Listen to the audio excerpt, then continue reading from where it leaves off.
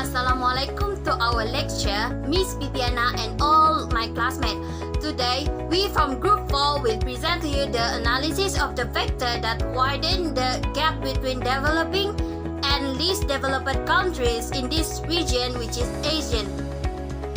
My group member is Azri, Aina, Adina, Jose, Merin, and me. Hi, I'm Al Shafira and I will explain to you the introduction and conclusion. Development is a process that involves someone or something that grows or changes to a better condition and become more advanced. Meanwhile, a country is a nation with people that live together under one ruler.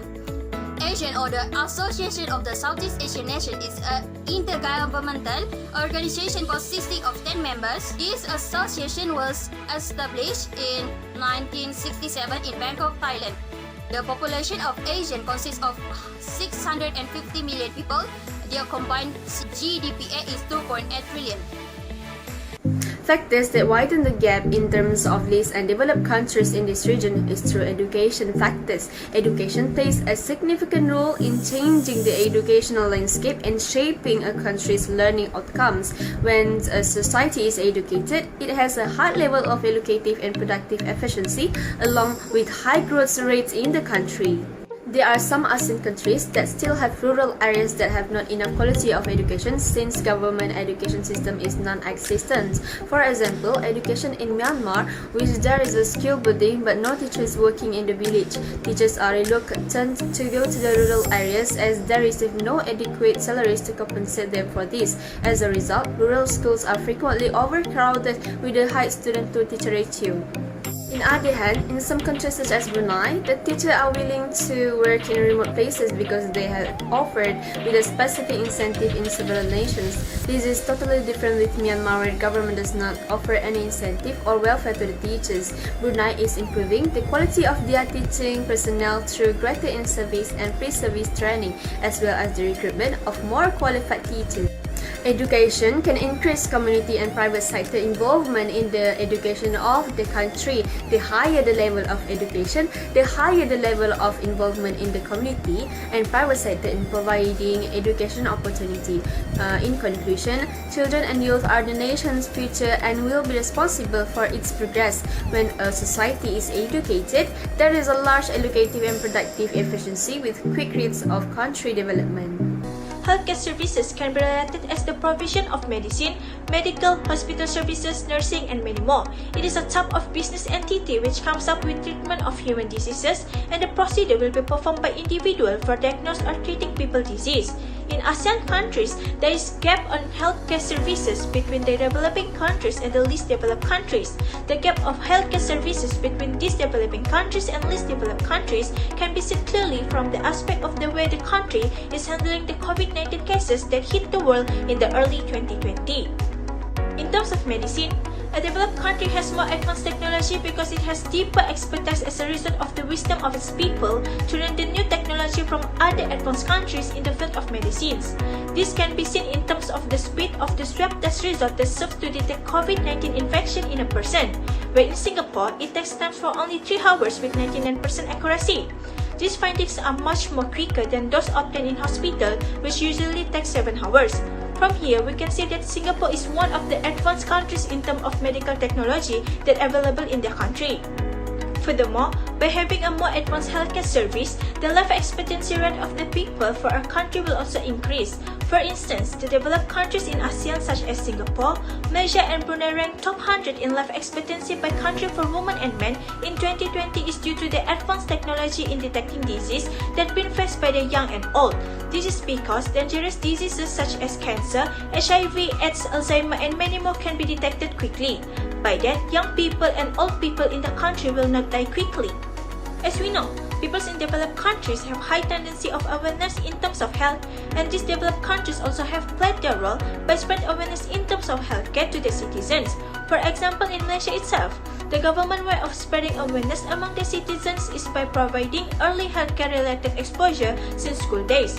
This step is taken by the government so that the people are always aware of dangerous diseases. Generally, ASEAN's growth and economic activity are projected to be fueled by the healthcare services market. ASEAN pledges to liberalize healthcare and make it easier for medical, dental, and other healthcare professionals to travel across the region and help other ASEAN countries.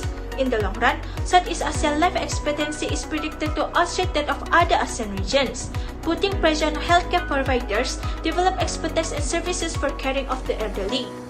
The next factors of a gap between developed and developing countries is a technological innovation, where technological innovation can be defined as a new or improved product whose technical characteristics are different from before. So, here we will see the gap between Singapore versus Philippines and Singapore versus Malaysia. There is a lot of cases the factors happen, and one of them is the leader goals of the country. For example, in 1986, Singapore began to move toward a cashless society by launching the NETS. But in the Philippines, the new president wants to restore the economic conditions because a bad economy makes the people suffer a lot. Here we can see that the decision is made because of the situation during that time, and some of the countries could not start any technological intro. Other than that, the wrong approach also will make the countries have a gap in terms of technological innovation, because wrong approach could lead to slow down technological advancement. For example, Singapore tends to invest more and willing to adapt the new technology, but Malaysia tends to be a wait-and-see approach by seeing Singapore result of new technology. Therefore, the factors that make the gap is getting large day by day, but the adoption of technology is very needed in our daily life. The next factor is the income gap. This is said because the income gap includes the difference in income measure by the average GDP per person or per capita and the level of poverty. Besides, among the Asian countries, there are significant income difference in terms of per capita. Example as seen as Singapore and Brunei are high-income countries, while Malaysia, the Philippines, and Thailand are categorized as middle-income countries. And Indonesia are included in the category of low-income countries. Next, GDP means the total market value of all goods and services produced by all factors of production, such as education, medicine, and transportation, last produced in a country in period of 1 year, regardless of whether the factor of production belong to the state or foreign. And GDP is very important to every country, especially to low-income Asian countries, because GDP help in measuring economic growth. Besides, each country must have its own income, because if there is no income, then the country's development cannot be done. Countries can generate their own income by exporting and importing their goods and services. In addition, if the country does not have a good development due to the low national income, it will cause poverty among the people, and even the poverty that occur will lead to stress. However, the rate of economic growth of Asia often changes due to economic difficulties that can be seen through the country's social development pattern. For example, it will be challenging for the less developed countries in Asia, such as Myanmar. To summarize, every Asian country needs to close the income gap to ensure the well-being of people and to ensure sustainable economic growth. So that's all for the income gap, and next we will move to the next presenter. Let's move on to the last factor of widening the gap between the developed and developing country, which is stability. Actually, stability is a key to the development and progress of any country. Without peace and stable atmosphere in the country can never move forward or develop. Many undeveloped countries are in the presence of state of undevelopment and poverty, mainly because of the political, economic, and social instability. Typically, the stability means the people in the country have no power struggle among the politicians, and they cooperate with one another for the sake of the people. Development countries are likely to have a stability in the government because they have a good teamwork among themselves, and they become competent in dealing any kind of national issues to prevent chaos that is instability. On the other hand, developing countries are faced with the chaos, war, and riots that could threaten their peace and harmony. For example, like we take an example for Myanmar, there has a power struggle and dispute among the military and democracy and parties. In the consequences of their social instability, it affects their economy, since the foreign investors are not confident to invest their country anymore due to heavy and non-stability in the society. Moreover, developed countries such as Singapore have a steady market, price stability, employment growth, and then take care of the welfare of the people that leads to stability in their economy. However, the developing country don't be able to do so since they are not having a stability in the economy.